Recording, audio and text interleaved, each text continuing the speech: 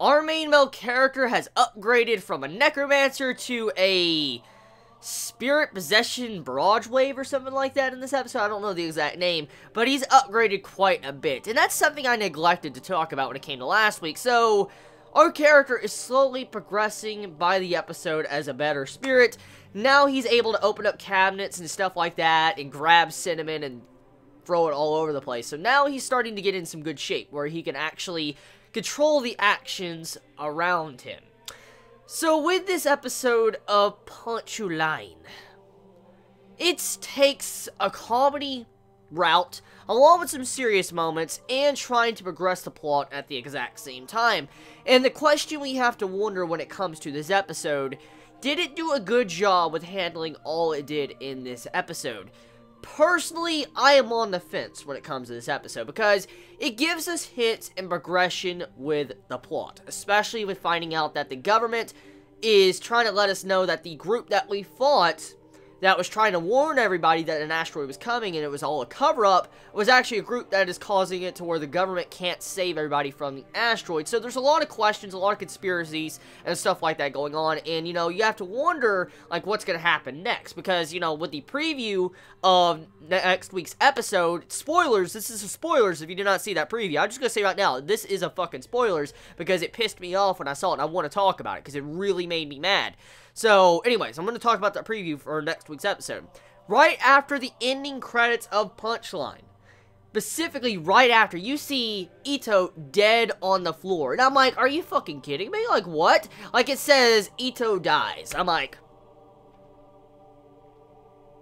if you don't know the problem with that, I'll tell you in just a second. But, you know, I'm kind of pissed with that, because that kind of pisses me off. That really does. That really pisses me off.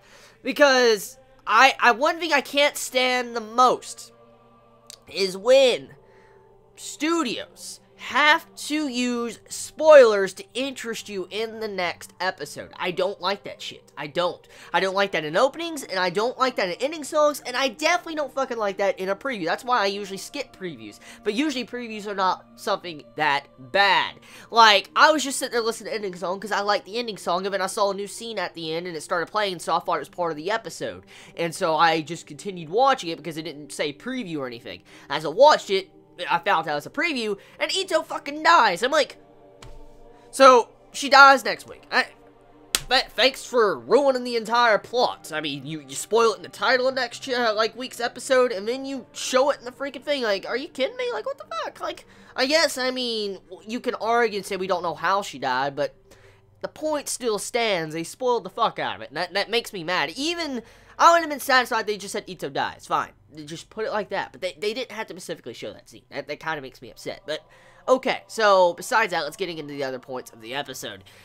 Episode overall, it demonstrates our main male character can possess someone's body, get inside of them, and be able to manipulate them for up to 7 minutes. We come to find out that our, you know, exorcist girl, she can actually, well, not she specifically, in the past when she was 5, she was at one time or point, she was possessed by some spirit, and this spirit wrote a bunch of letters and stuff down and sent it through fax to someone in the future, like telling them what to do in the future. So there was probably a spirit in the past that was in the exact same position as our main male character that's in this series. So what happened in the past that caused it where this dude had to change the future, and what did he really specifically write down, this spirit that was inside of her? So yeah, a lot of questions with that, and that was also more setup and foreshadowing for whatever is going to happen next. And also, we come to find out that the government wants the, you know, the computer robot girl to fix the virus. That's another thing going on, too. So that's about it when it comes to the serious plot points of the episode. Other than that, the episode was very fan servicey. It also had a lot of comedy, and personally, the comedy just was not for me. I can't judge the episode on the comedy because, you know, comedy differs between the person. So, the comedy just wasn't for me for this week's episode of Punchline. But when it came to the fan service, I don't know. I mean, I know this is a fan service series because it's been advertised like that. It's been, you know, shown since the first episode. I mean, the main male character destroys the fucking world if he sees too much pantsu and opie, so I mean, it's very obvious, you know, this was a fan service exquisite series. So, for the most part, it's rather tame when it comes to fan service. I expected a lot worse, actually. I really did when it comes to fan service, so it's nothing too bad when it comes to the episode.